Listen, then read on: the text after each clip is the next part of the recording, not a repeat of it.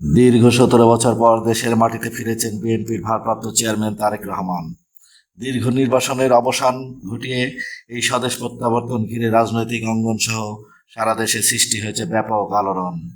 বুধবার সন্ধ্যা 6টা 15 মিনিটে লন্ডনের হিথ্রো বিমানবন্দর থেকে ঢাকার উদ্দেশ্যে যাত্রা করেন তারেক রহমান।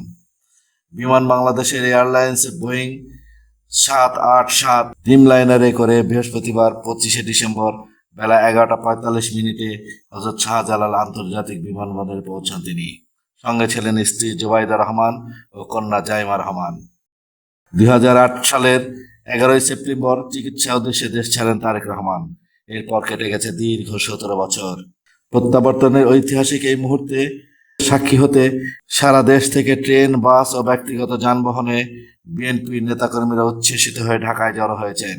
দলের ভারপ্রাপ্ত চেয়ারম্যান তারেক রহমানকে সম্বর্ধনা জানাতে রাজধানী তৈরি হয়েছে উৎসব মুখর পরিবেশ।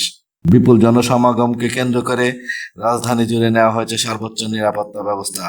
বিমানবন্দর থেকে গুলশান পর্যন্ত পুরো পথ মোতায়েন করা হয় পোশাকধারী সাদা পোশাক পুলিশ, গোয়েন্দা নজরদারি এবং বিশেষ বাহিনীর সদস্য। বিমানবন্দর সংলগ্ন সম্বর্ধনা মঞ্চে একাই বক্তব্য রাখেন তারেক রহমান। দেশের শান্তি শৃঙ্খলাকে ধরে রাখতে হবে, যে কোনো মূল্যে যে কোনো বিশৃঙ্খলাকে পরিত্যাগ করতে হবে, যে কোনো মূল্যে আমাদেরকে নিশ্চিত করতে হবে যাতে মানুষ নিরাপদ থাকতে পারে।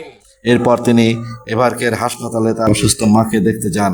দলীয় নেতাকর্মীদের কাছে তারেক রহমানের এই প্রত্যাবর্তন শুধু আবেগের বিষয় নয়, বরং রাজনৈতিকভাবে নতুন করে সংগঠিত হওয়ার একটি গুরুত্বপূর্ণ সুযোগ।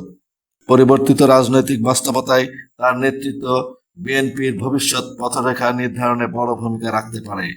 17 বছর পর তারেক রহমানের স্বদেশ প্রত্যাবর্তন বাংলাদেশের রাজনীতিতে এক ঐতিহাসিক মুহূর্ত। এই প্রত্যাবর্তন রাজনৈতিক সমীকরণে কি প্রভাব ফেলবে সেদিকে এখন সবার দৃষ্টি। Emdad Hossain, DO news.